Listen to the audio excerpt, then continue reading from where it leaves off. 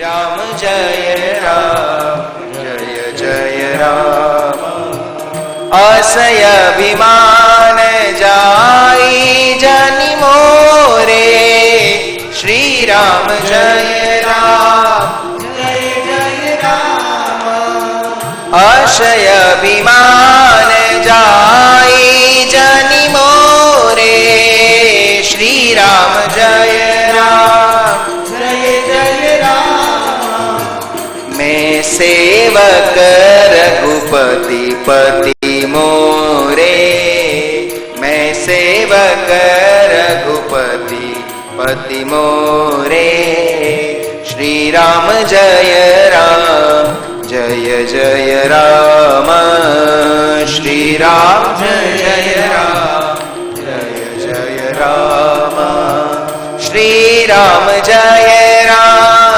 श्री राम जय जय राम। श्री राम जय जय राम। श्री राम जय राम। मैं सेवक रघुपति पति मोरे, मैं सेवक रघुपति पति मोरे, श्री राम जय जय राम। श्री राम जय जय राम। श्री राम जय जय राम।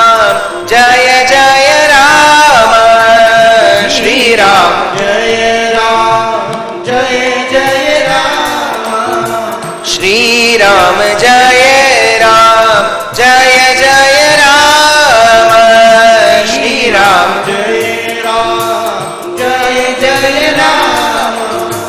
श्री राम जय राम। श्री राम जय जय राम। श्री राम जय जय राम। श्री राम जय जय राम। जय सद्गुरु स्वामी प्रभु जय सद्गुरु स्वामी। सहजानंद दयाळु सहजानंद दयाळु। बळवंत बहु नामी चरण सरोज तमारा बंधु कर जोड़ी प्रभु बंधु कर जोड़ी। चरणे शीश धर्याथी चरणे शीश धर्याथी। दुख नागा तोड़ी नारायण नर भ्राता द्विज कुळ तनुधारी। प्रभु द्विज कुळ तनुधारी। पामर पतित उदार्या पामर पतित उदार। अगणित नर नारी नित्य नित्य नौतम लीला करताय अविनाशी प्रभु करताय अविनाशी। 68 तीरथ चरणे 68 तीरथ चरणे। कोटि गया काशी पुरुषोत्तम प्रागट नु जे दर्शन करसे प्रभु जे दर्शन करसे। काळ कर्मती छूटी काळ कर्मती छूटी।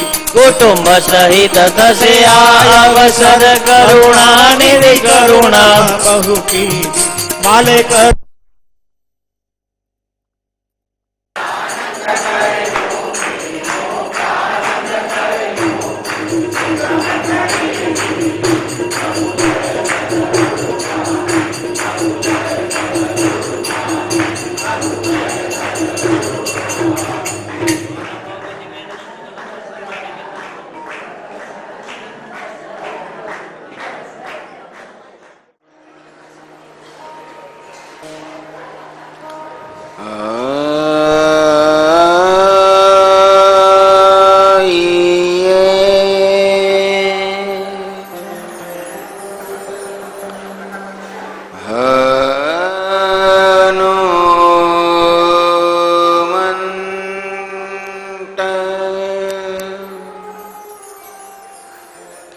बिराजी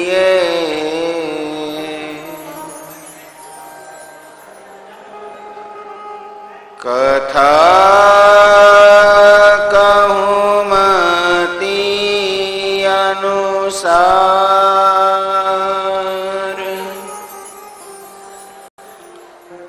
પ્રેમ સહિત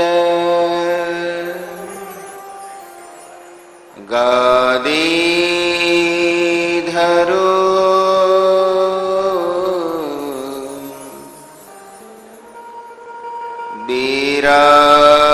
બિરાજીએ પાવન કુમાર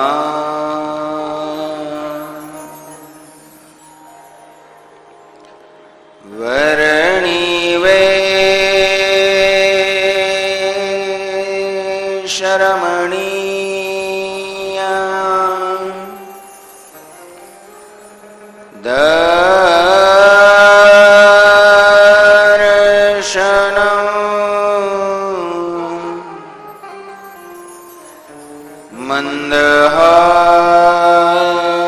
મંદહાસ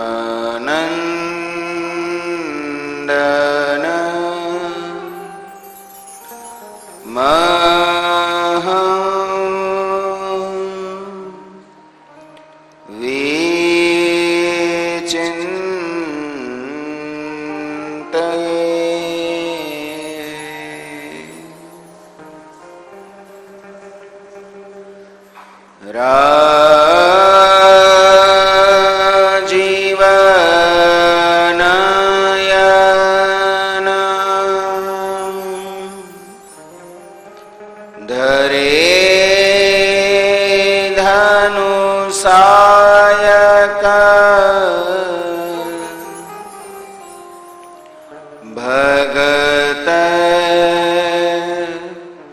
વિપતિ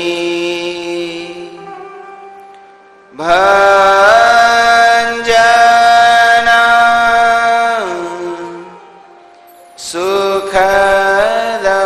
સુખદાયક મંગલ ભવન અમંગલ હારે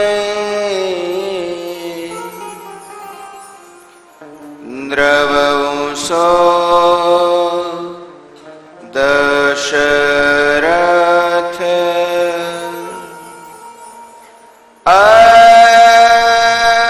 અજીર વિહારી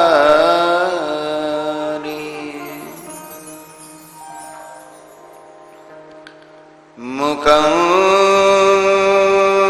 કરોતિ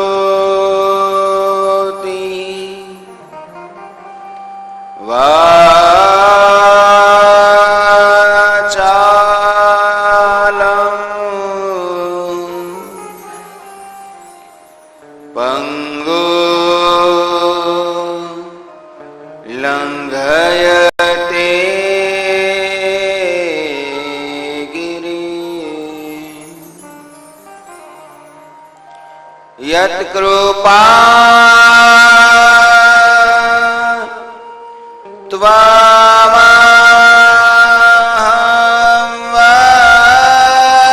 વંદે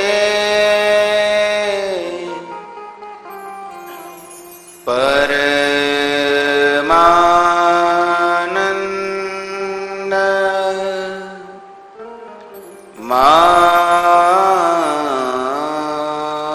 માધવ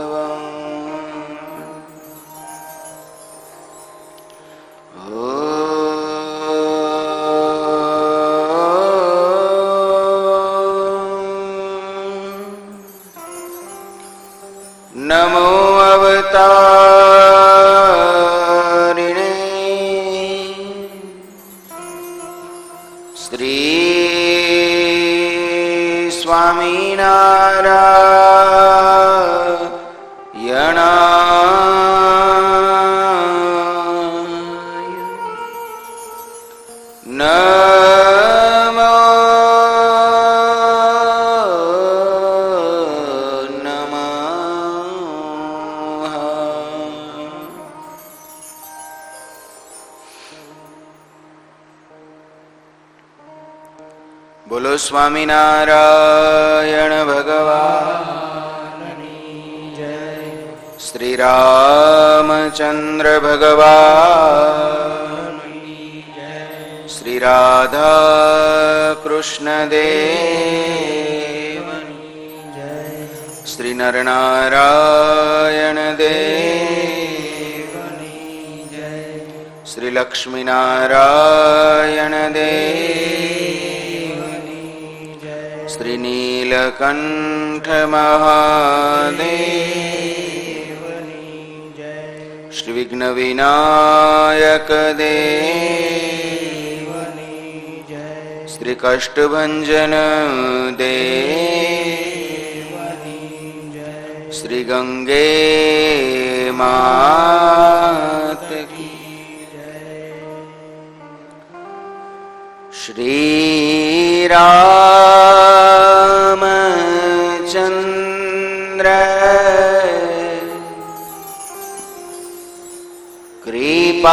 કૃપાલો ભજ મન હરન ભવ ભયદારુણં શ્રી રામચંદ્ર કૃપા.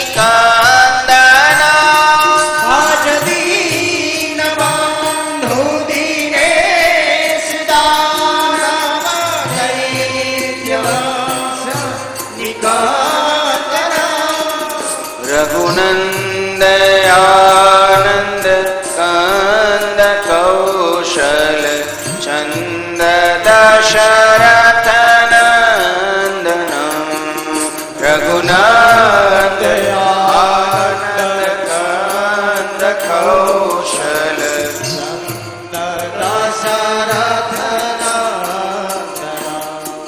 श्री रामचंद्र कृपालु भज मन हरन भव भय दारुणम् श्री रामचंद्र कृपालु भज हरण भय दारुणम् शिर मुकुट कुंडल तिलक चारु उदार अंग विभूषण शिर मुकुट कुंडल तिलक चारु उदार अंग विभूषण आजानुभुज सर चाप धर संग्राम जीत खर दूषण आजानुभुज सर चाप धर संग्राम जीत भव भय दारुण श्री रामचंद्र कृपालु भज हरण भव भय दारुण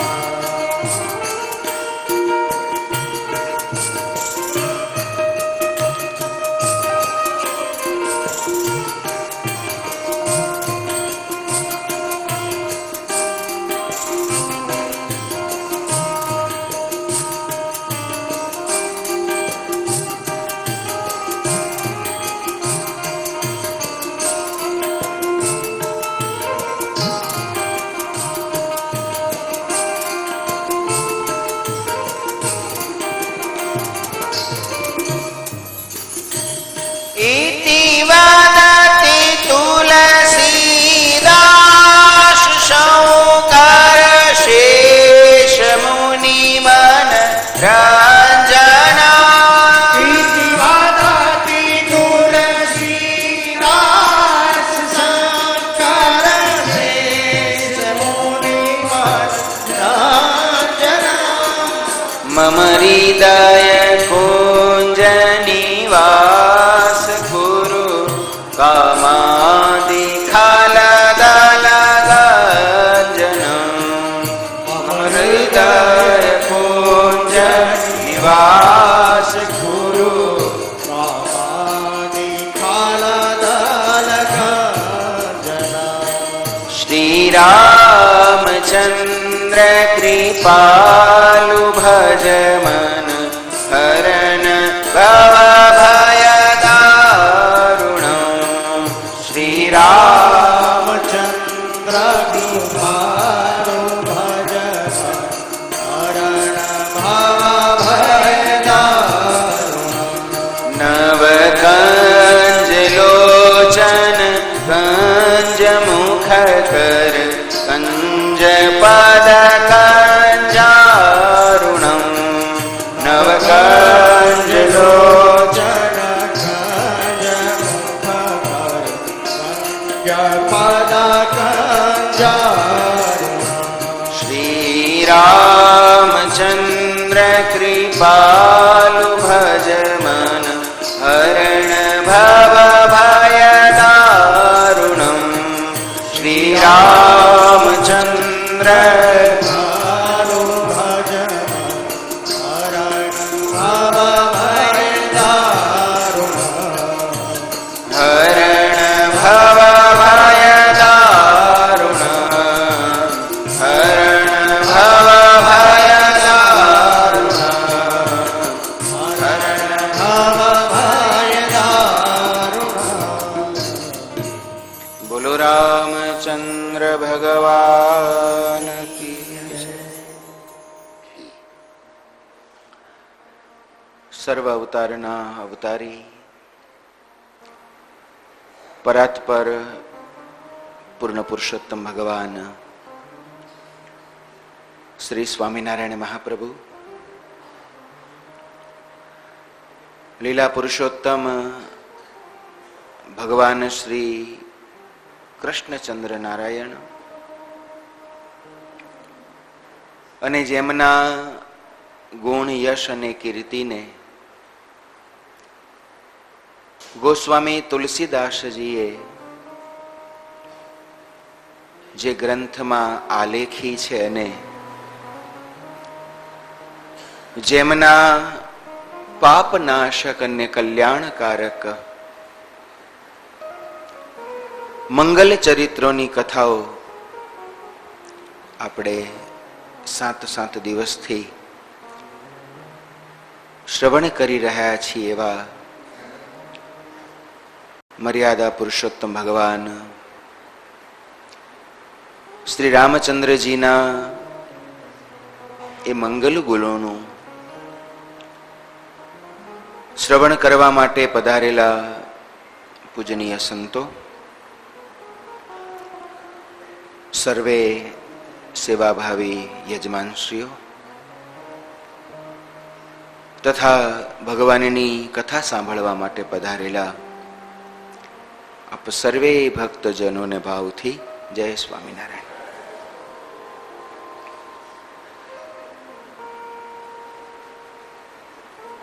આ દુનિયામાં દરેક માણસ જન્મથી માંડી અને આરંભી અને મૃત્યુ થાય ત્યાં સુધી, સવારથી માંડી અને રાત્રે સૂવે ત્યાં સુધી અહર્નિશ નિરંતર દોડ્યા કરે છે, ભાગ્યા કરે છે, મહેનત, માથાકૂટ, મશક્કત કર્યા કરે છે. કોઈને ઉભા રાખીને પૂછીએ કે ભાઈ તમે આટલી બધી દોડાદોડી શેની માટે કરો છો?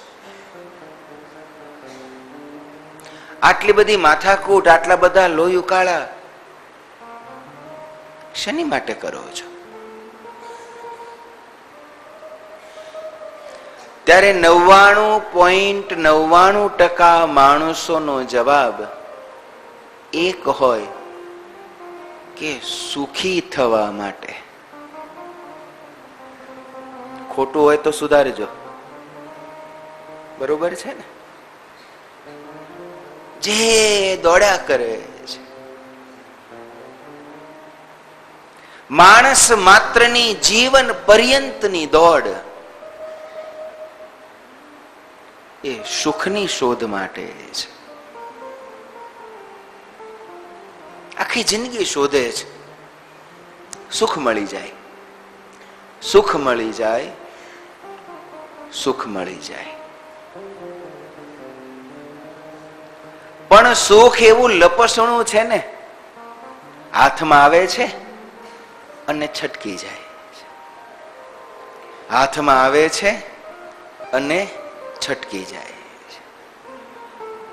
ગામડે રહેતા હતા, ખેતી કરતા હતા, કોઈ ભૂખ્યા નહોતા, પણ તોય મનમાં એમ થયું કે લાવો ને શહેરમાં જઈએ તો થોડા વધારે સુખી થઈશું. ગામડું મૂકીને શહેરમાં આવ્યા. શહેરમાં આવ્યા ત્યારે નાની મોટી ક્યાંક નોકરી ચાલુ કરી, રોજ બસમાં ધક્કા ખાતા હતા. મનમાં તો એ ભગવાન જો એકાદી સાયકલ મળી જાય ને તો આ બસમાં ધક્કા ખાવાનું મટી જાય, સાયકલ મળી જાય તો સુખ થઈ જાય. સાયકલ આવી ગઈ, ત્યાં પાછું સુખ છટકી આગળ જતું રહ્યું. સાયકલ આવ્યા પછી એમ થયું કે આની કરતા જો સ્કૂટર આવી જાય ને તો સુખ થઈ જાય. સ્કૂટર આવ્યું, પાછું સુખ છટકીને આગળ જતું રહ્યું. આ ચોમાસામાં આ સ્કૂટરમાં બહુ તકલીફ પડે છે. ગાડી આવી જાય ને સુખ થઈ જાય. નાનું ઘર છે, ભાડાના ઘરમાં રહીએ છીએ, ભલે ને 1 BHK પણ પોતાનું હોય તો થોડુંક સુખ થઈ જાય. જેને જેને જ્યાં જ્યાં સુખ મનાય છે ત્યાં ત્યાં પહોંચ્યા પછી સુખ એવું લપસણું છે ને, છટકીને આગળ જ જતું રહે છે. અને એટલે આખી જિંદગી દોડ્યા પછી, આખી જિંદગી મહેનત, લોહી ઉકાળા, માથાકૂટ કર્યા પછી પણ સુખ નામની આ લપસણી ચીજ કોઈના હાથમાં હજી સુધી આવી જ નથી, આવતી જ નથી. તમે બધા પેલા ઝાંઝવાના જળ જોયા છે? પેલા રણમાં થતા, હવે ઘણીવાર ડાંબરના રોડ ઉપર પણ દેખાય. મૃગજળ કહેવાય એને. દૂરથી જોઈએ તો પાણીનું ખાબોચિયું ભર્યું હોય એવું લાગે, પણ જ્યાં ત્યાં પહોંચે ત્યાં પાણી હોય નહીં, એથી આગળ દેખાય. દોડીને ત્યાં જાય એથી આગળ દેખાય, દોડીને ત્યાં જાય એથી આગળ દેખાય. એ સુખના આભાસમાં દોડતા દોડતા દોડતા દોડતા જીવનનો છેલ્લો શ્વાસ આવી જાય છે, પણ એ લપસણું સુખ કોઈના હાથમાં આવતું નથી. અને નથી મળતું એ નક્કી છે. જો મળી ગયું હોત, કોઈ માણસને તરસ લાગી હોય અને તમે એને પાણી પીવડાવો તો 1 ગ્લાસ પીવે, 2 ગ્લાસ, 3 ગ્લાસ, અરે બહુ તરસ લાગી હોય તો 4 ગ્લાસ, પણ પછી 5મો ગ્લાસ આપો ત્યારે કે ભાઈ નહીં, હવે હું ધરાઈ રહ્યો, હવે મારે પાણી નહીં જોઈએ. જ્યારે એમ કહે કે હવે મારે નહીં જોઈએ, ત્યારે માનવું કે એને તૃપ્તિ થઈ ગઈ છે. મળી જાય પછી માગે નહીં. આ તમને બધાને ભોજન માટે ગળામાં પહેરવાના પાસ આપ્યા છે. હવે જેને આવી ગયો હોય, બીજી વાર લેવા ગયો કે ભાઈ મને હજી આપો, મારે બાકી છે, મળી ગયો. તમને તૃપ્તિ થઈ છે, તમને પ્રાપ્તિ થઈ છે, એની સાબિતી શું? તો કે બસ હવે મારે નથી જોતું. આ એની સાબિતી કે ભાઈ તમને તૃપ્તિ થઈ ગઈ, તમને મળી ગયું. આપણે એટલા બધા બેઠા છીએ, કોઈ દિવસ ભગવાન પાસે જઈને એમ કીધું ખરા કે ભગવાન તે મને બહુ દયા કરી, ગામડેથી આવ્યો ત્યારે ખીચામાં 5 રૂપિયા હતા, તારી કૃપા થઈ, તારી દયા થઈ, વેપાર ધંધો રોજગાર જે કર્યો એ ક્યાંક કદાચ થોડું ખાચું ખોટું કર્યું, ભગવાન એમ કરતા મારી પાસે 5 કરોડ થઈ ગયા છે, હવે હું ખાધું ખૂટે એમ નથી, આખી જિંદગી ગમે એટલા વાપરું તો મારે ખૂટે એમ નથી, એટલે ખબરદાર હવે મને 1 રૂપિયો વધારે આપ્યો છે તો. હા, ડાયા હોય, સમજુ હોય, નિષ્કામ હોય તો ભગવાન પાસે આપજો એમ ન કહે. કદાચ સમજુ હોય, વિવેકી હોય, જ્ઞાની અને નિષ્કામ ભક્તિ વાળો હોય તો પ્રભુ તમે મને આપજો એમ ન કહે, પણ હવે મારે જોતું જ નથી એવું કહેવાની હિંમત તો હજી મુકેશ અંબાણીની આવી નથી, મારી તમારી આવે? આખી જિંદગી દોડ્યા પછી એ સુખ માણસને મળતું જ નથી. કારણ રામચરિત માનસમાં ગોસ્વામી તુલસીદાસજી એનું બહુ સુંદર એક કારણ આપે છે કે માણસને વસ્તુ ત્યાં મળે જ્યાં એને મૂકી હોય કે જ્યાં એને ખોઈ હોય. એક નાનકડી વાર્તા છે. ગામમાં એક ભાઈ પોતાના આંગણામાં બેઠા હતા અને એમના આંગળીમાં એક બહુ સરસ સોનાની વીંટી હતી, એ ખોવાઈ ગઈ. વીંટી ખોવાઈ ગઈ એટલે આંગણાની બહાર જ આખું આંગણું ફેંદવા માંડ્યા. એમને આંગણું ફંફોળતા ને ફેંદતા જોઈ 4 ગામના અડોશ પડોશ શું કરો છો ભાઈ? અરે ભાઈ મારી સોનાની વીંટી ખોવાઈ ગઈ છે. પેલા 4 પણ મદદ કરવા માંડ્યા કે લાવો ભાઈની વિનાની વીંટી મળે તો સારું. 4 કલાક સુધી આખું આંગણું ફેંદી માર્યું, ધૂળ બધી ઊંચી નીચી કરી મૂકી, વીંટી મળી નહીં. પેલા 4 કે ભાઈ એવી તો કેવી ખોઈ નાખી, આ 4 કલાકથી 5 જણા આખું આંગણું ઊંચું નીચું કર્યું તો મળતી નથી, ક્યાં ખોવાઈ ગઈ? તો કે તો પાણીયારામાં પાણી પીવા ગયો ને ત્યાં પડી ગઈ હતી. એટલે આ પાણીયારેમાં પાણી પીવા ગયો ત્યાં આપણે અહીં કેમ હોતે? તો કે ઘરમાં અંધારું છે ને ત્યાં મળે નહીં એટલે અહીં શોધું છું.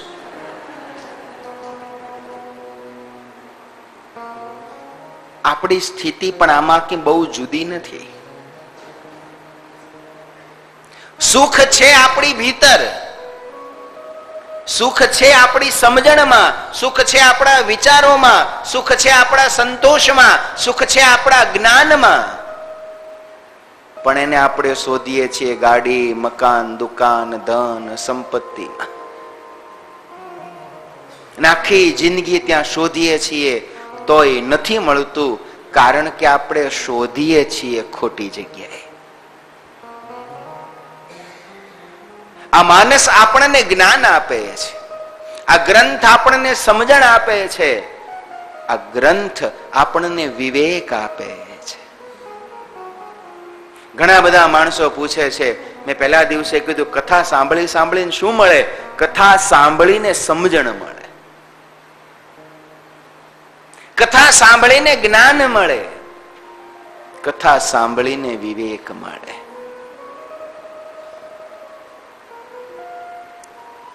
આ કથા, આ શાસ્ત્ર એ આપણને સમજ આવે કે ભાઈ સુખ એ બહાર ક્યાંય નથી. સુખ એ તારી સમજણમાં છે, સુખ એ તારા સંતોષમાં છે, સુખ એ તારા જ્ઞાનમાં છે. સુખ જે છે એને માણવામાં છે. આખી દુનિયામાં આપણને બધાયને દુઃખ શેનું છે ખબર છે? મારી પાસે આ નથી એનું. દુઃખ શું કામ છે? તો કે મારી પાસે આ નથી, મારી પાસે આ નથી, મારી પાસે આ નથી એનું. પણ એમાંય બહુ મોટી ભૂલ છે. આ ગ્રંથ આપણને શીખવાડે છે કે માણસને દુઃખ મારી પાસે નથી એનું નથી, માણસને દુઃખ બીજા પાસે છે એનું છે. આટલા બધા બેઠા છે, આમાંથી કોઈને એક દિવસ એવું રાત્રે હુતા હુતા દુઃખ થયું કે હારું આપણી પાસે પ્લેન નહીં? આમાંથી કોઈને દુઃખ થયું? લો આપણે પાસે પ્લેન નહીં, એકાદું આપણું પોતાનું પ્રાઇવેટ ચાર્ટર પ્લેન હોય તો કેવી મજા આવે. હકીકતમાં આપણે કોઈ પાસે આપણું પોતાની માલિકીનું પ્લેન નથી, અને તોય એનું દુઃખ આપણને નથી. કેમ નથી? તો કે સોસાયટીમાં કોઈ પાસે નથી એટલે આપણી પાસે નથી એનું દુઃખ નથી. પણ આપણે જે સોસાયટીમાં રહેતા હોઈએ, આપણી આગળના 2 બંગલાવાળા રથયાત્રાના દિવસે 2 નવી સિટી હોન્ડા ગાડી છોડાવે, આપણી પાછળવાળા 2 નવી સિટી હોન્ડા ગાડી છોડાવે, અને એની વચમાં આપણી સીએનજી ગેસ વાળી વેગનાર ઊભી હોય તો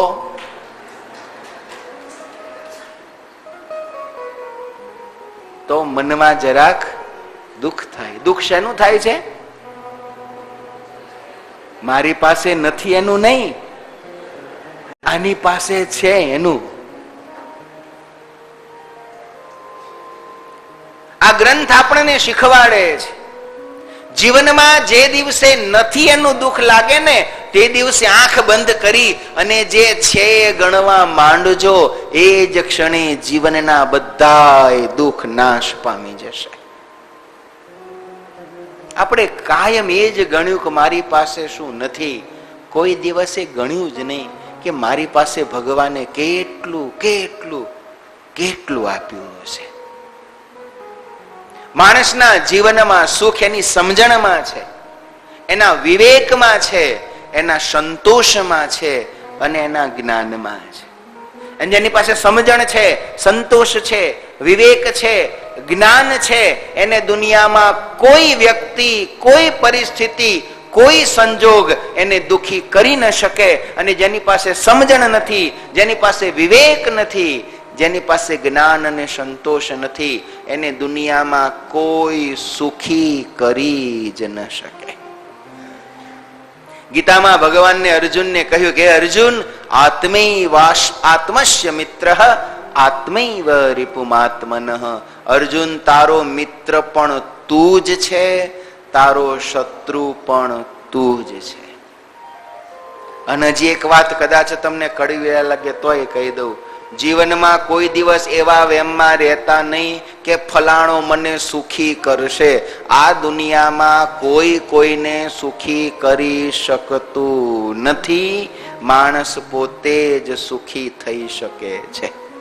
અને એની સાથે બીજી વાત, જીવનમાં ક્યારેક જરાક થોડુંક દુઃખ આવે ને તો કાયમ બીજા ઉપર આંગળી ન ચિંતા.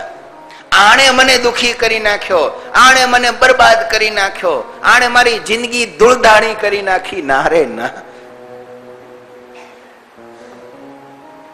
પરિસ્થિતિ આપણા હાથમાં નથી હોતી.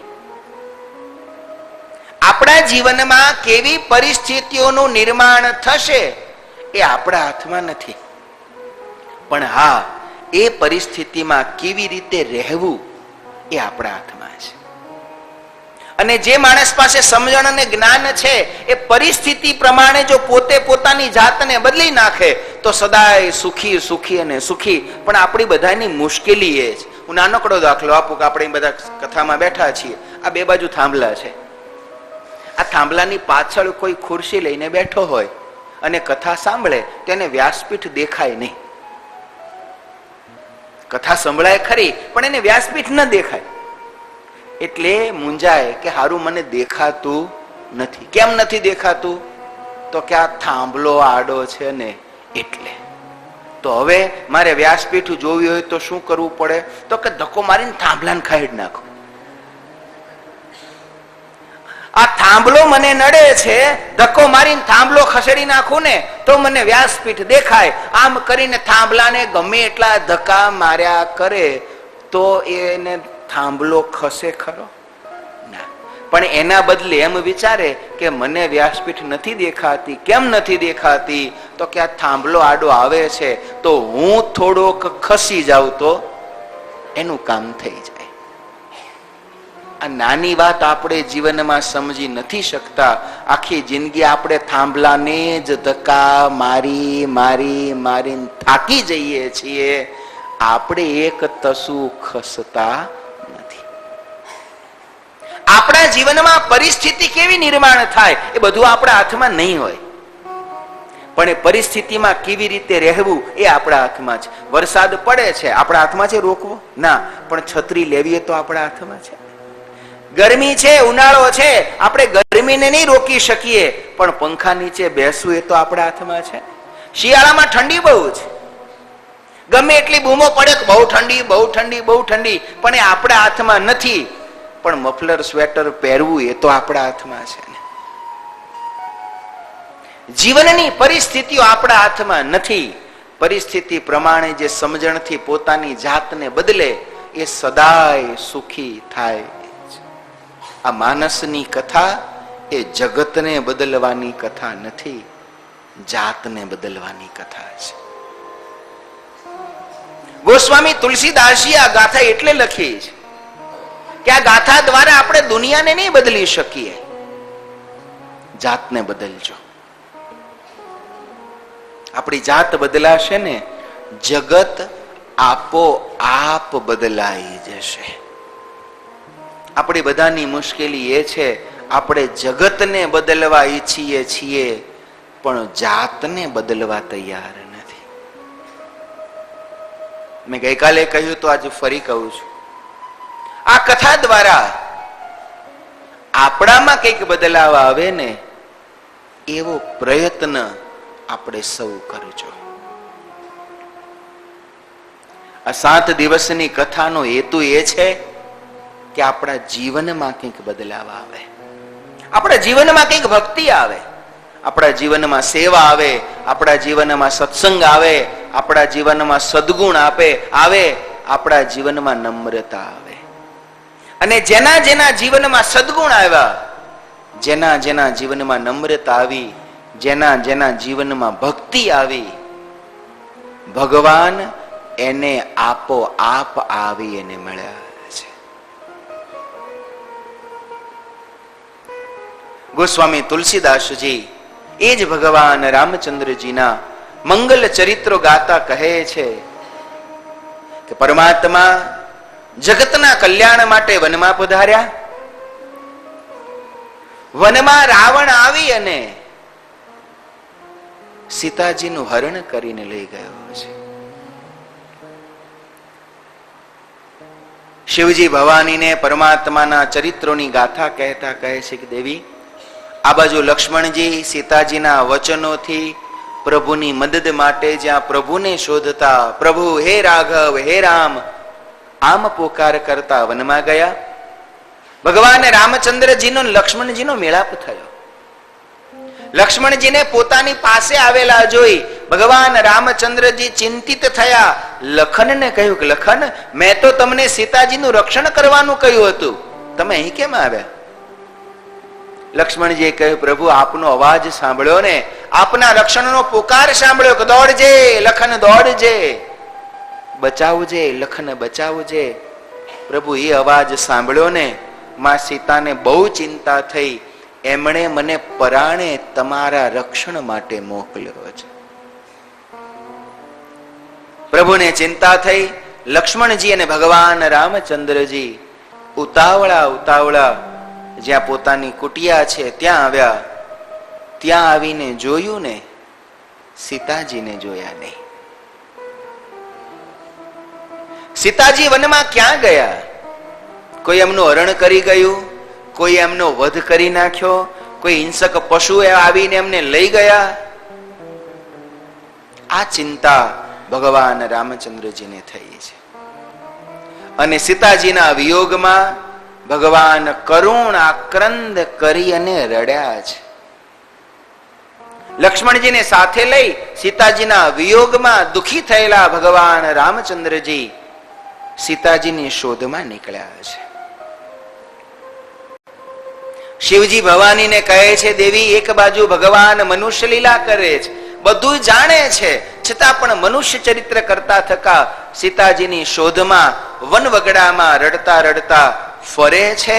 બીજી બાજુ રાવણે જ્યાં સીતાજીનું હરણ કર્યું, પોતાનું સંન્યાસીનો વેશ એનો ત્યાગ કર્યો, પોતાનું મૂળ અસુર સ્વરૂપ પ્રગટ કર્યું અને પોતે સીતાજીને પોતાનું વિમાન લઈને, પુષ્પક વિમાન લઈને આવેલો, એમાં બળજબરી પૂર્વક સીતાજીને લઈ અને રાવણ આકાશ માર્ગે જ લંકા તરફ ચાલ્યો. સીતાજી માર્ગમાં પોકાર કરે છે, કોઈ મને બચાવો, કોઈ મને બચાવો, કોઈ મારી રક્ષા કરો. આ પાપી મારું હરણ કરી જાય છે. રાવણ સીતાજીનું હરણ કરીને જાય છે. આ દ્રશ્ય અનેકે જોયું. સ્વર્ગના દેવતાઓએ જોયું, પૃથ્વી ઉપર ઘણા બધા બળવાન હતા એમણે જોયું, પણ રાવણને રોકવાની હિંમત કોઈ કરી શક્યું નહીં. કારણ રાવણ પાસે બળ એટલું છે. રાવણનો બળ અને પ્રતાપ એટલો છે કે રાવણ અધર્મ કરતો હોવા છતાં, પાપ કરતો હોવા છતાં એને રોકવાની હિંમત જ કોઈએ ન કરી. પણ એ જ સમયે વનમાં જટાયુ નામે એક ગીધ રહે છે. ભગવાન રામચંદ્રજી જ્યારે વનમાં ફરે છે ત્યારે જટાયુનો રામચંદ્રજી સાથે મેળાપ થયો છે. જટાયુએ પ્રભુના દર્શન કર્યા છે. અને આજે જ્યારે માતા જાનકીનો દુઃખભર્યો અવાજ જટાયુએ સાંભળ્યો, જટાયુને થયું આ પાપી મારી માતાનું હરણ કરીને જાય છે. જટાયુએ રાવણને પડકાર કર્યો, ઉભો રહી જા, ખબરદાર, માતા જાનકીને છોડી દે. રાવણ ન માન્યો એટલે જટાયુએ, બળવાન હતો, રાવણનું વિમાન પણ આકાશમાં, જટાયુનો પક્ષી દેહ છે એટલે પણ આકાશમાં ઉડતો, જટાયુએ રાવણ ઉપર પ્રહાર કર્યો. જટાયુનો પ્રથમ પ્રહાર એટલો તો ભયાનક હતો કે રાવણ ધ્રુજ્યો, વિમાનમાંથી પડતા પડતા માંડ બચ્યો. આવો બળવાન પ્રહાર જટાયુનો રાવણ ઉપર હતો. રાવણ પણ સામે બળવાન, એણે પણ જટાયુ સામે થોડા ક્ષણ યુદ્ધ કર્યું અને પછી તલવાર લઈ અને જટાયુની પાંખ રાવણે કાપી નાખી. જટાયુના પંખ કપાયા, પાંખ વગર તો રાવણ સાથે લડી કેમ શકે? જટાયુ પૃથ્વી ઉપર પડ્યા. રાવણ સીતાજીનું હરણ કરી લંકા તરફ ચાલ્યો ગયો. માનસમાં શંકા થઈ કે કોઈ કરતા કોઈની રાવણ સામે લડવાની હિંમત ન ચાલી. જટાયુને પણ ખબર હતી જટાયુને ખબર હતી કે રાવણ કરતા મારામાં 1000 ગણું ઓછું બળ છે. અડધું અડધું નહીં, કેટલું? 1000 ગણું. રાવણને જટાયુ સામ સામે ઉભો રાખો તો જટાયુ 1 ગ્રામ તો રાવણ કિલો. આટલો બેના બળ પ્રતાપમાં ફેર હતો. તો પણ જટાયુ લડ્યા. જટાયુને ખબર હતી કે હું રાવણ સાથે લડીશ તો હું રાવણને નહીં જીતી શકું. કદાચ મારો યુદ્ધમાં પરાજય થશે, પરાજય નહીં કદાચ મૃત્યુ પણ થશે. તો પણ જટાયુ રાવણ સામે લડ્યા. માનસ કહે છે દરેક વખતે જીવનમાં જીતવું એ જરૂરી નથી હોતું. જરૂરી છે ક્યાંક ખોટું થતું હોય ને ત્યાં સત્યનો પક્ષ લઈ અને ઊભું રહેવું. આજે ભારતમાં નહીં, દુનિયામાં આ વસ્તુની બહુ મોટી ખોટ છે. જટાયુની બહુ મોટી ખોટ છે. આપણે બધા એવા સમાજની વચ્ચે, એવી વ્યવસ્થાની વચ્ચે જીવીએ છીએ કે જ્યાં રોજ કંઈક ખોટું, કંઈક ભ્રષ્ટાચાર, કંઈક અનીતિ એનો સામનો આપણે કરીએ છીએ, પણ એની સામે ઊભા રહેવાની હિંમત હું કે તમે કરી શકતા નથી. આપણને એમ થાય છે કે આપણે એકલાનું શું ચાલે? ટ્રાફિક પોલીસ વાળો ઉભો રાખે, આપણી પાસે હેલ્મેટ પહેર્યો હોય, લાયસન્સ હોય, બધું બરોબર હોય, તોય આપણને એમ થાય કે આ ખોટી કોણ માથાકૂટ કરે, લેન પચાન છોડને જીવ. અથવા તો આટલું બધું તંત્ર ખોટું ચાલે છે, એમાં મારા એકલાથી શું થાય? બહુ જ મોટો અધર્મ અને અનીતિ આપણી સામે જ્યારે થઈ રહી હોય ત્યારે આપણે બધા એવું જ વિચારીએ છીએ કે હું એકલો શું કરી શકું. પણ આ દુનિયામાં જેણે જેણે પરિવર્તન કર્યા છે ને એ સૌથી પહેલા એકલા જ નીકળ્યા હતા. હમ તો નિકલ દિए थे જાનિબે મંજિલ, લોગ મિલતે ગયે, कारवा बनता ગયા. અને ઘણી વાર એવું પણ બને તમે ક્યાંક પાપ સામે એકલા ઉભા રહો. આપણને આશા હોય કે હું આગળ થઈશ તો 5 જણા કદાચ મારું સત્ય માની અને મારા પક્ષે ઉભા રહેશે. અને એવું બને સમાજ કદાચ એટલી હિંમત ન કરી શકે કે સત્યની પડખે આવીને તમને સાથ આપવો, ઉભો રહે. અને ત્યારે હારવું પડે, મરવું પડે, લોકમાં બદનામ થવું પડે. પણ તોય જેને સત્યનો પક્ષ રાખવો હોય એને સમર્પણની તૈયારી રાખવી પડે. જટાયુને ખબર જ હતી કે હું રાવણને નહીં જ મારી શકું, પણ જટાયુને થયું કે મારી નજર સમક્ષ આ રાવણમાં સીતાનું હરણ કરીને જાય અને જો હું આમને આમ બેસી રહું તો મારી ભક્તિ લાજે, તો મારી અત્યાર સુધીની કરેલી સાધના લાજે. મૃત્યુ નક્કી હોવા છતાં પાપ અને અધર્મ સામે લડવા જટાયુ તૈયાર થયા. રાવણે જટાયુના પંખ કાપ્યા. જટાયુ પૃથ્વી ઉપર પડ્યા. આ બાજુ ભગવાન રામચંદ્રજી સીતાજીની શોધમાં વનમાં ફરે છે અને એવામાં એમનો મેળાપ જટાયુ સાથે થયો. જટાયુ લોહી લુહાણ છે, બંને પાંખ એની કપાણી છે. જટાયુને જોઈને, કારણ કે પરમાત્મા જટાયુને પ્રથમ મળ્યા હતા આજે પુનઃ મળ્યા, એની પાસે આવ્યા, શું થયું? મરતા જટાયુએ કહ્યું કે પ્રભુ, એક અસુર રાવણ સીતાજીનું હરણ કરીને લઈ જતો હતો. મેં માતાજીને બચાવવાનો બહુ પ્રયત્ન કર્યો, પણ રાવણના બળ સામે પ્રભુ હું જીતી ન શક્યો. હું માં સીતાનું રક્ષણ ન કરી શક્યો. પ્રભુ મને માફ કરો. આમ કરતા કરતા જટાયુ રડી પડ્યા. પ્રભુ મને માફ કરો, હું સીતાજીનું રક્ષણ ન કરી શક્યો. આટલું બોલતા જટાયુ રડ્યા. ભગવાને જટાયુનું મસ્તક પોતાના ખોળામાં લીધું. જટાયુના માથે હાથ ફેરવ્યો.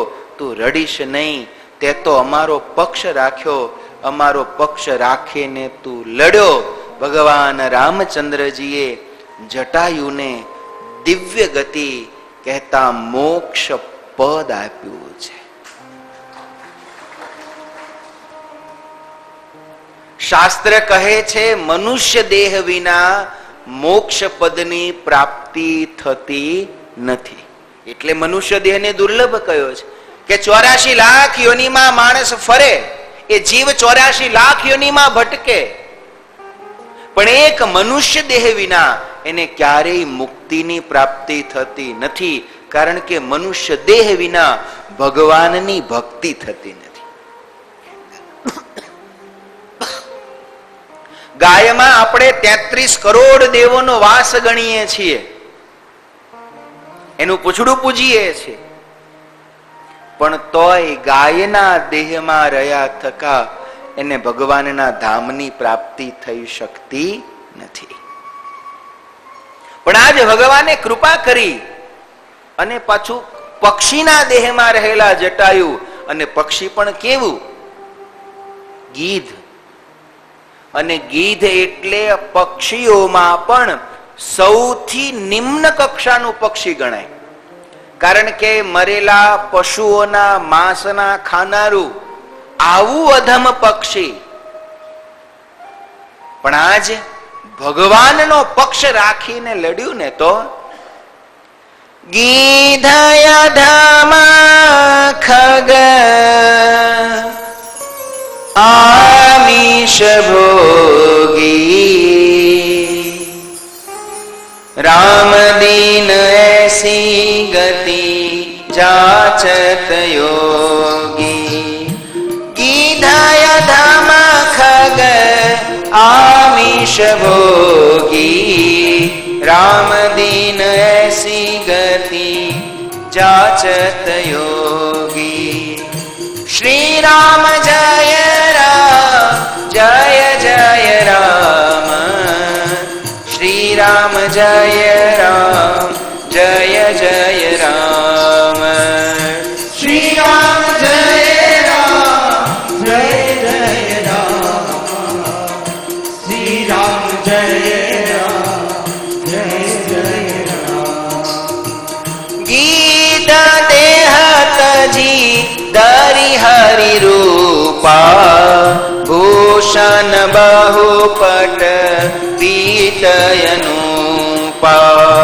ગીત દેહ તજી હરિ હરિ રૂપા ભૂષણ બાહુપટ પીતયનુપા. ગીત દેહ તજી દરી હરિ રૂપા ભૂષણ બાહુપટ પીતયનુપા. ગીત દેહ તજી હરિ હરિ રૂપા ભૂષણ બાહુપટ પીતયનુપા. શ્રી રામ જય રામ, શ્રી રામ જય રામ, જય જય રામ, શ્રી રામ જય રામ, જય જય રામ, શ્રી રામ જય રામ, જય જય રામ, શ્રી રામ જય રામ, જય જય રામ, શ્રી રામ જય રામ, જય જય રામ. આજ ભગવાને જટાયુને પોતાનું સ્વરૂપ આપ્યું છે. ગીધ દેહ તજી ધરી હરિ રૂપા. ભગવાન જેવું દેવ